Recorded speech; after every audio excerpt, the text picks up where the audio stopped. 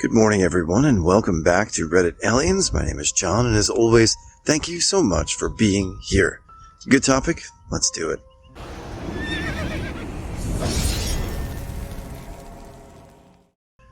What creepy thing did your child utter about a past life?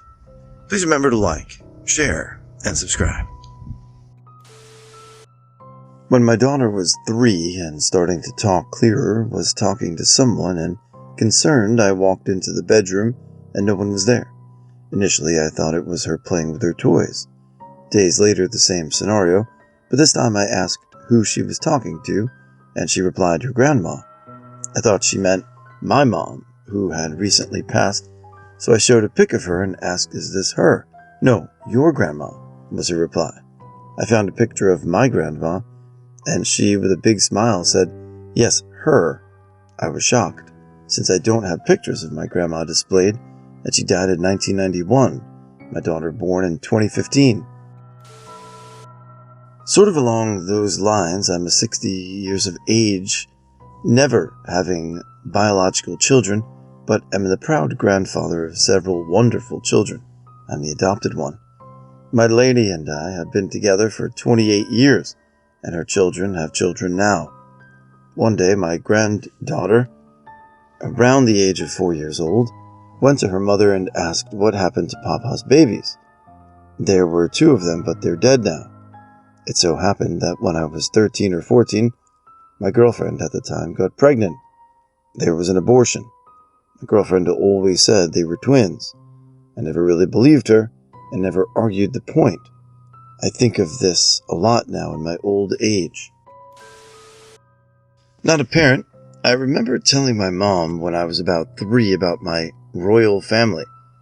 I still have this cryptic memory of standing in a desert with a dark, shallow pool. The sun was setting, and my younger brother reaches down and splashes the water in the pool, and everyone got very upset. There was something sacred about this pool. It has always been a lasting memory for me.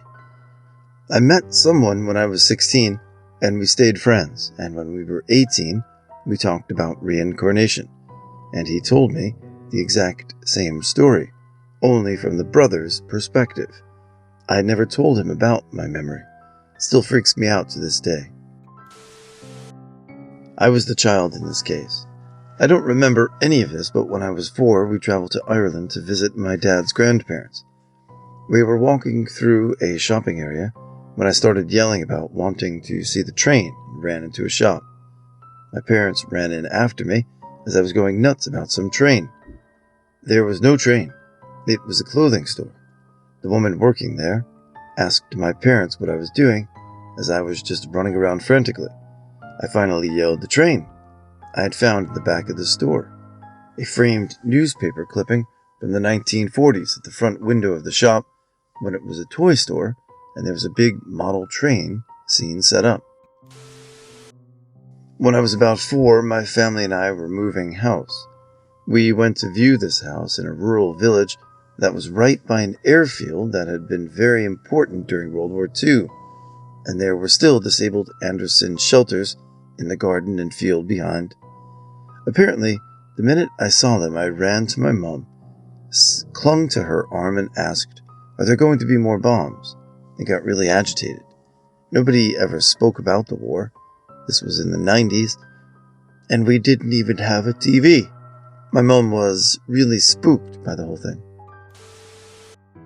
Not a parent, but apparently I look like the male version of my mom's grandmother. But creepier is apparently I act just like her and talk like her, and think just like her. She died 10 years before I was born, I think. Maybe even before that. And lived far, far away. The creepy part is none of this feedback comes from family members. It comes from random old people who knew her.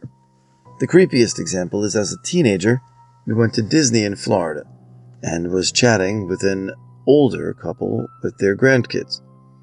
After a bit, the woman said I looked and acted just like her neighbor when she was growing up. Immediately, for no reason whatsoever, I blurted out, "Soy yo Marisol." At that point, the woman said her name was Marisol. I had no idea she spoke Spanish, nor did she know I spoke Spanish. She responded deadpan, Dora, last name? De Cala Buenos Aires? I snapped back to myself and stammered. I was her great-grandson. Meanwhile, my mom had shivers down her spine and started to tear up. I also had several people with dementia who knew her call by her name and try to play the remember when game. And some of those things they would bring up give me strong senses of déjà vu. At my grandfather's funeral, this happened dozens of times from people I've never met. One day I planned to go back to her hometown to visit, if that's even possible.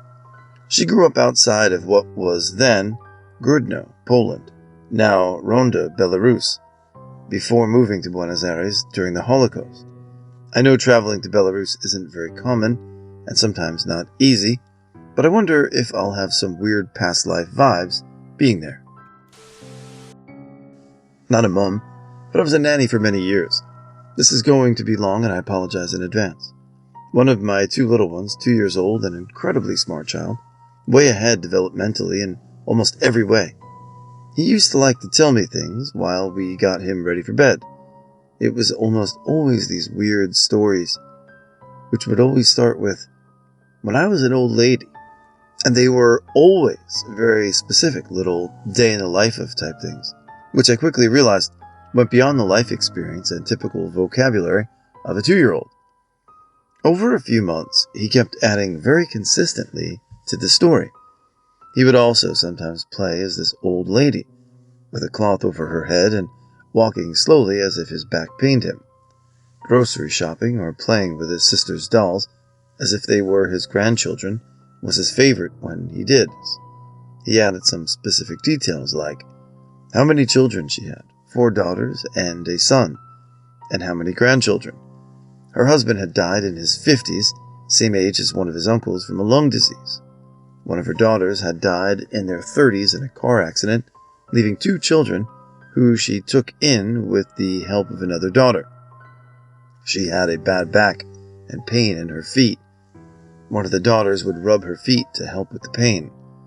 All but one of her children was married. The unmarried daughter lived with her, and she worried she would never marry. She remembers dying. She had been crossing a street and hit by a car. She described how many people stood around her, where it hurt, how someone eventually lifted her into a car, no ambulances, and took her to hospital where she died.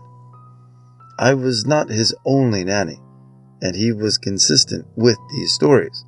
Us nannies would get together and swap stories, and I would write them down because I had been fascinated with phenomena like past lives before this, and wanted to see where it all went. He also described the house and neighborhood they lived in. This is especially interesting, as this kid came from a super wealthy family and had never even seen the kind of housing or poverty he was describing. He also talked about living by the seaside. Months into this unfolding, we visited a seaside city on the other side of the country. One day a family member there was having a birthday party, so we piled in the van to drive over, and our driver got lost. This is pre-Google Maps and smartphone times. We ended up driving through this extremely poor neighborhood, and suddenly my little boy started shouting and screaming and insisted we turn down a couple of specific streets. He started pointing out the window and telling us things he was recognizing from when I was an old lady. It matched to what he'd previously described in general, and we were also interested. We let him direct us where to go, as we were already going to be late for the party anyway. He accurately described what we would see round the next turn several times, but got extremely confused and upset when we got to where her house was, because it was now a store. The driver leaned out the window and asked a nearby old person who had been there before the store and was told houses. We never went back there or were able to get any additional verification. Totally understandably, his parents were concerned about the storytelling and how vivid and strange it was. So after this dramatic incident, we made an active effort to redirect him to other stories and playtypes. As he approached 3, he started telling less and less of these stories, and they got less and less specific. By about 3.5, he couldn't even remember telling us stories about being an old lady. He thought we were joking with him. To this day, over 25 years later, I can't explain it really. I find all of this truly fascinating. Whether or not you believe in reincarnation, you have to admit whether it be true creativity or just, I don't know, something unexplainable. But, pretty cool. What do you think?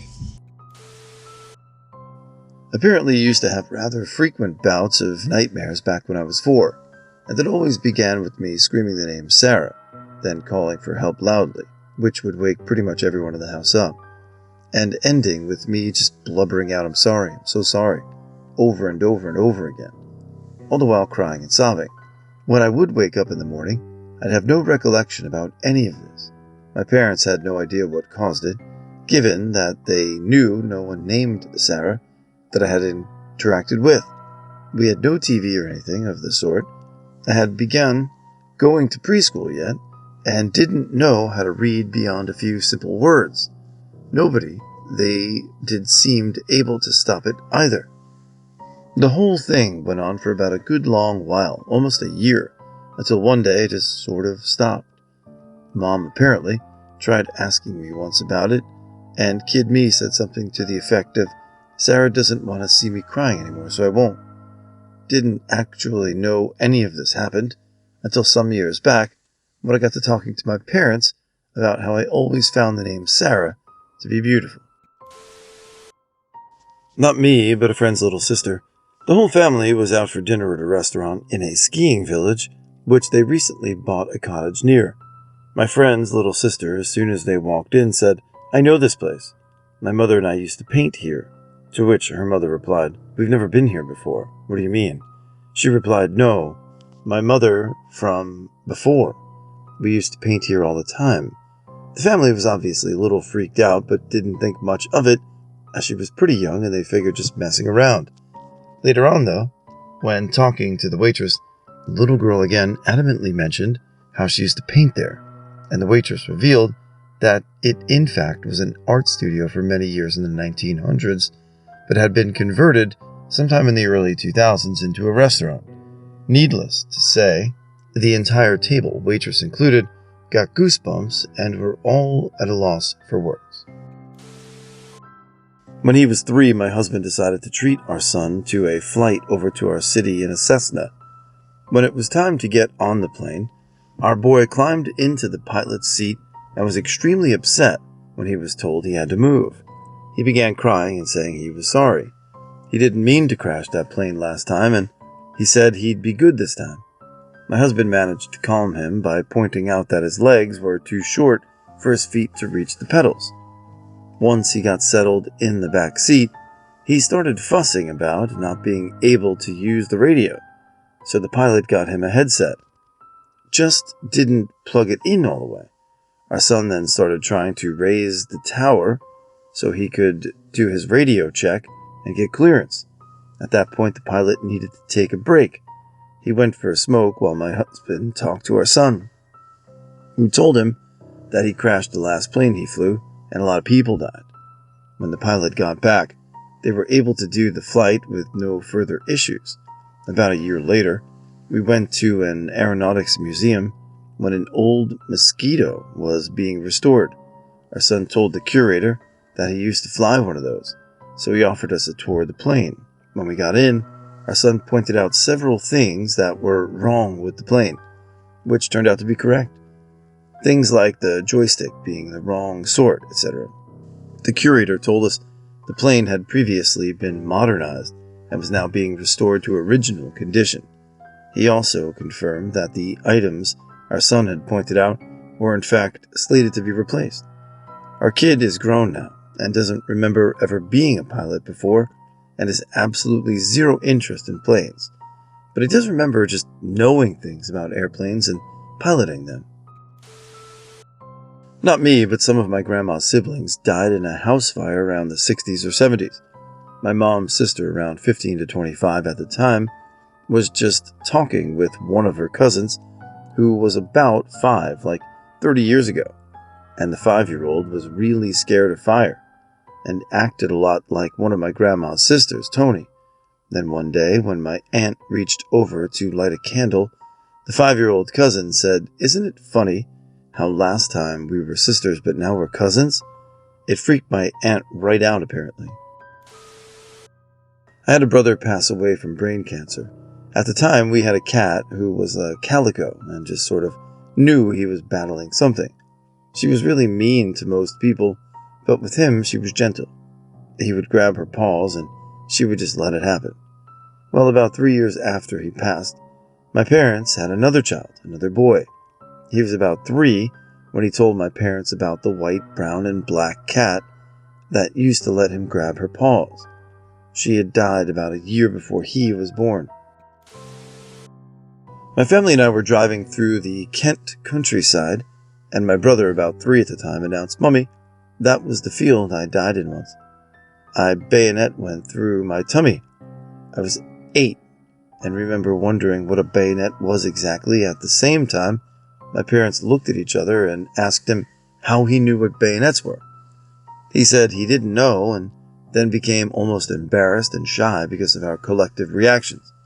There was no way he would have known about war or weapons, as this was the early 90s and we didn't watch TV much at all. I'm a complete skeptic, but this creeps me out to this day. My younger sister, when she was 3, started talking to my mom about when I was a big girl and you were a little girl. She said she went to my parents' wedding.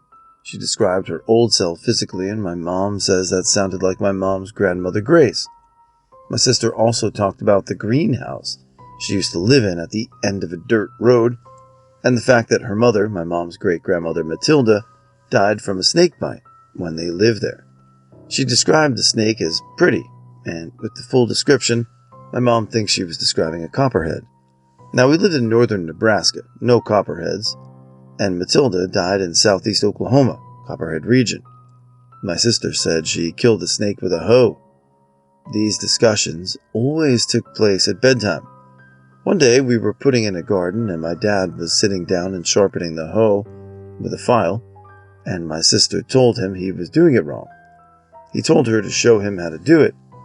She put her hands on him and placed them in the correct position, and later he said that she was right. He was doing it wrong.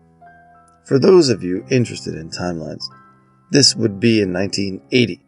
My mother's grandmother Grace died in 1968, and her great-grandmother Matilda died in 1902.